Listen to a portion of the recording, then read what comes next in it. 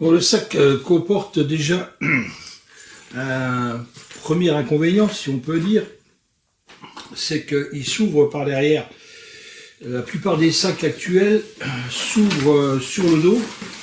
Pour la bonne et simple raison, c'est que, évidemment, quand vous allez dans la foule, il y a les petits malins qui peuvent ouvrir les fermetures éclairs dans votre dos si vous êtes dans la foule. Bon, on va considérer que c'est un sac de reportage. Donc, avec deux compartiments, il est assez spacieux, volumineux. Alors, on va prendre du matériel professionnel, évidemment. Donc, vous pouvez le voir ici, bon, un réflexe avec un 1635, un 2405, et ouvert à F4 à 2.8, c'est beaucoup plus gros là, et un 70-200 ouvert à 2.8. 70-200 ouvert à 2.8. Bon, là, il y a du matériel macro qu'on pourra mettre éventuellement dans la petite pochette qui est devant. Donc, comme vous pouvez le voir, déjà là, quand on met un réflexe, il y a de la place perdue sur les côtés, là. Place perdue sur les côtés. Peut-être à améliorer en faisant comme ça, je sais pas. Bon, ça rentre tout juste hein, à 28, à 16-35 de 8, vous voyez. Alors bon, vous mettez le pare-soleil, c'est bon, ça touche le fond, quoi. Autrement dit, vous pouvez pas mettre l'appareil avec un 70-200 de 8 monté dessus, quoi. Si vous mettez le 70-200 monté dessus, eh ben, vous voyez vous-même, vous ne pourrez pas fermer le sac, ça ne tiendra pas.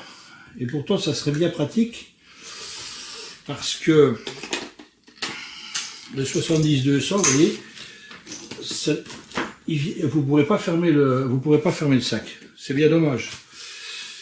C'est un objectif extrêmement courant, hein, le 70-200 de 8. Donc, on peut se dire qu'on va le mettre éventuellement comme ça. Ben non, parce que là, finalement, là, il est trop gros, quoi. Il est trop haut, et vous ne pourrez pas fermer non plus.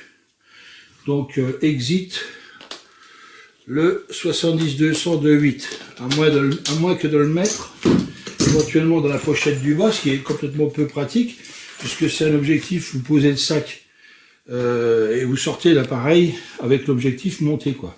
Donc, si vous êtes en reportage, par exemple, dans un meeting aérien, une chose comme ça, bah, vous l'avez bien pris, quoi. Donc, un 2405, ça rentre là-dedans. Alors, je sais pas comment faire avec les 70-200, vous voyez, il manque quelques centimètres, là. À vouloir faire à deux compartiments, bah, je pense qu'ils ont fait une erreur stratégique. Il aurait fallu penser pour pouvoir mettre un... Alors, je vous parle même pas d'un 150-600, un truc comme ça, quoi. Faire une erreur stratégique, comme ça, avec une perte de place latérale. On peut mettre éventuellement des pochettes avec des piles, je ne sais pas trop. Enfin bref, la pochette là, elle est plus que moyenne. Donc on ouvre, le sac peut s'ouvrir là, comme vous voyez, et ensuite, pour attraper l'appareil, vous avez... C'est relativement rigide, c'est bien costaud, on est d'accord. Certainement étanche. Et vous pourrez attraper votre appareil photo ici, quoi. Voilà. Donc voilà. Deuxième pochette. Donc il se trouve pareil, accessible alors que vous en rendez pas compte. La pochette avec quand même des rabats pour protéger les fermetures éclairs de la pluie, des embruns. Un deuxième sac à l'intérieur, dans lequel, bah écoutez, vous mettrez éventuellement votre téléobjectif ou alors autre chose.